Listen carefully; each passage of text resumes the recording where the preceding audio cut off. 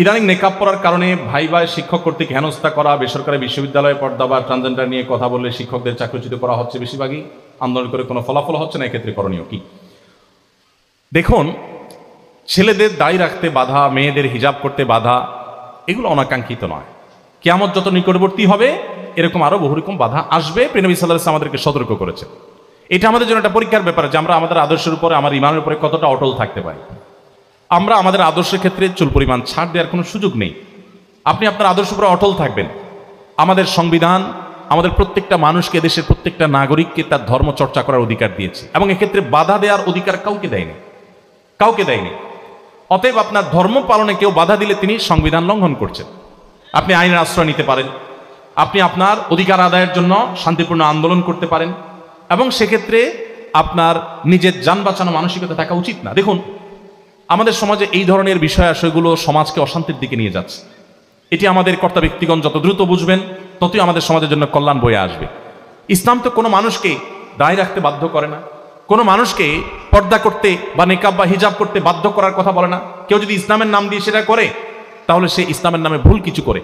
ইসলাম কোথাও এটা বলে না এবং কোনো জায়গায় বাংলাদেশের কোথাও কোনো প্রতিষ্ঠানে এরকম কেউ বলেও না যে হ্যাঁ এটা বাধ্য। কিন্তু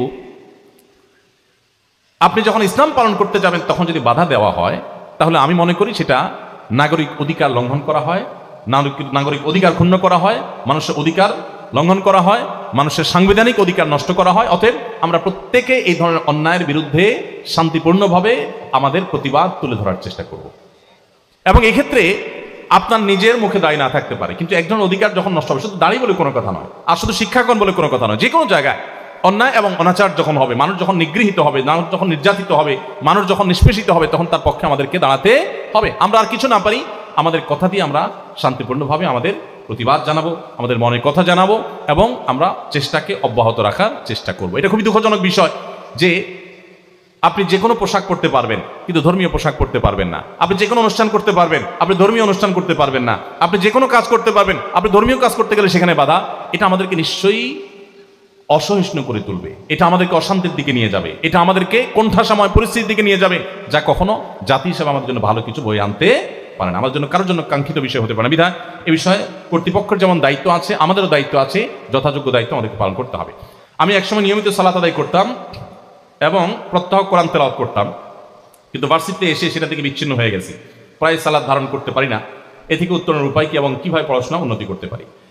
আমি অনেক শিক্ষার্থীর কথা জানি, আপনাদের কথা বলছি না, এই প্রতিষ্ঠানের কথা বলছি না, অনেক শিক্ষার্থীর কথা বলতে পারি সাধারণত, যারা প্রতিষ্ঠানে উচ্চতর পড়াশোনা করার আগে তাদের স্কুল লাইফে অথবা কলেজ লাইফে তারা হয়তো অনেক অন্যায়ের পথে পা বাড়ায়নি, অথচ উচ্চশিক্ষা অর্জন করবার জন্য বিশ্ববিদ্যালয় লাইফে এসে তারা দেখা যায় কেউ মাদকের দিকে হাত বাড়িয়েছেন, কেউ হয়তো সন্ত্রাসী চাঁদাবাজের দিকে চলে গেছেন, কেউ হয়তো মাস্তান দিকে চলে গেছেন, কেউ এইভাবে নামাজ থেকে বিচ্ছিন্ন হয়ে গেছেন, কেউ হয়তো অন্যায় থেকে অন্যায়ের দিকে পা বাড়িয়েছেন। এর কারণ কি?